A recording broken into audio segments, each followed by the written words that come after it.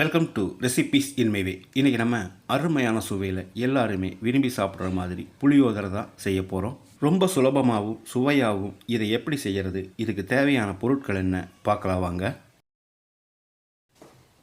பேனில் 1 table spoon மிளகை போட்டு வறுத்துக்கலாம். அளவான தீயில் கருகாத அளவுக்கு இதை வறுத்துக்கணும். ஒரு 30 செகண்ட் வறுத்தா மட்டும் போதும். இது வறுபட்டுச்சு. இதை ஒரு பிளேட்டில் கொட்டிடலாம். 1 டீஸ்பூன் கடுகையும் போட்டு கடுகு வெடித்து வர்ற அளவுக்கு வறுத்துக்கலாம்.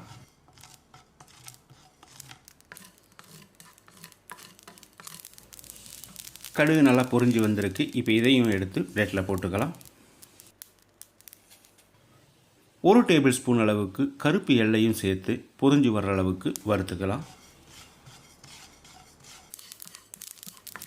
எள் நல்லா பொரிஞ்சு வந்துருச்சு. இதையும் பிளேட்டில் கொட்டிக்கலாம். 2 டீஸ்பூன் மல்லி, 2 வரமிளகாயையும் சேர்த்து லேசாக செவந்து வர்ற அளவுக்கு வறுத்துடலாம்.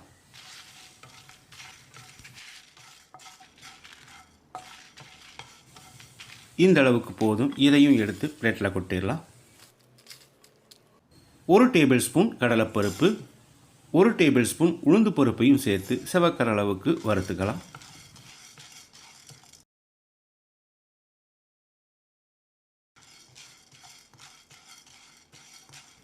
இதோடைய 1 டீஸ்பூன் வெந்தயத்தையும் சேர்த்து வறுத்துக்கலாம். முதல்லையே வெந்தயத்தை சேர்த்தோம்னா சீக்கிரமாக கருகிரும்.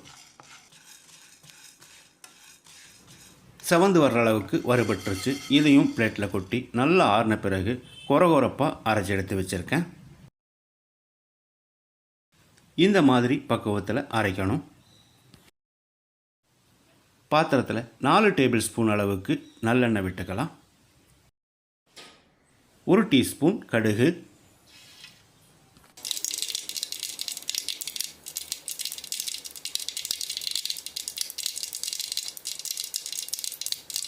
கடுகு பொரிஞ்சிருச்சு.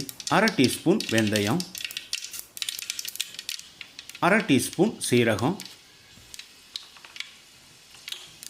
4 வரமிளகாய், 2-3 கொத்து கருவேப்பிலை, 2 டேபிள் ஸ்பூன் கடலைப்பருப்பு, 1 டேபிள் ஸ்பூன் உளுந்து பருப்பு. ஒரு 30 செகண்ட் இதை பிரட்டி விட்டுடலாம்.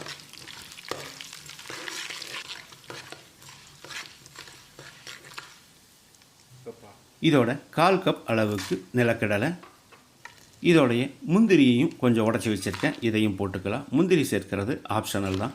ஒரு 15 செகண்ட் பிரட்டி விட்டுடலாம்.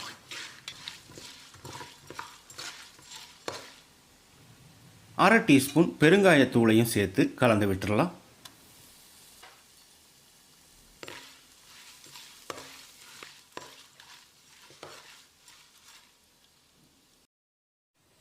ஐம்பது கிராம் அளவுக்கு புளியை 2 கப் தண்ணியில் ஊற வச்சுருக்கேன். இதை கரைச்சி ஊற்றிக்கலாம்.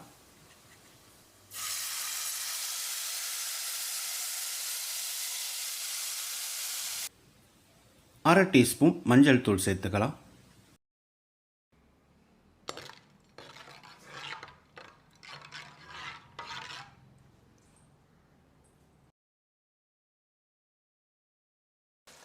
புளிக்கரைசல் கொதிக்க ஆரம்பிச்சிருச்சு. இந்த ஸ்டேஜில் உப்பு போட்டுக்கலாம். நான் 2 டேபிள் ஸ்பூன் உப்பு போடுறேன். இது சரியாக இருக்கும். கூடவே 1 டேபிள் ஸ்பூன் அளவுக்கு பொடிச்ச வெல்லத்தை சேர்த்து கலந்து விட்டுடலாம். புளிக்கரைசல் பச்சை வாசனை போகிற அளவுக்கு நல்லா கொதிக்கட்டும். இடையில கலந்து விட்டுட்டே இருக்கணும். இந்த அளவுக்கு கொதித்து வந்த பிறகு காரத்துக்காக நான் 1 டீஸ்பூன் மிளகாய்த்தூள் சேர்க்கிறேன். நீங்கள் தேவையான அளவுக்கு சேர்த்துக்கோங்க. இந்த ஸ்டேஜில் நம்ம ஏற்கனவே வறுத்தரைச்சி வச்ச பவுடரை சேர்த்துக்கலாம். எல்லா பவுடரையும் சேர்க்க வேண்டாம், கொஞ்சமாக மிச்சம் வச்சுக்கலாம்.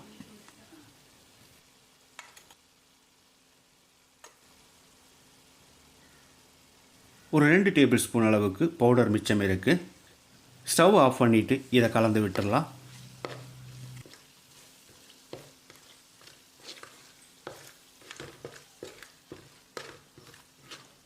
நம்மளோட புளிக்காய்ச்சல் ரெடி ஆயிடுச்சு.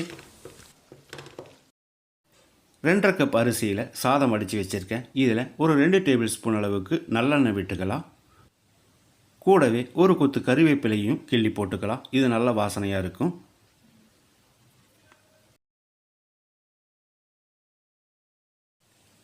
இப்போ நம்ம தேவையான அளவுக்கு புளிக்காய்ச்சல் சேர்த்து கலந்து விட்டுறலாம்.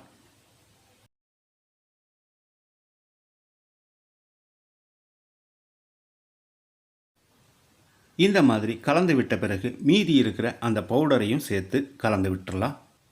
இந்த பவுடரை கடைசியாக சேர்த்து கலக்கிறதால நல்ல வாசனையாகவும் சாப்பிட்றதுக்கு ரொம்ப சுவையாகவும் இருக்கும்.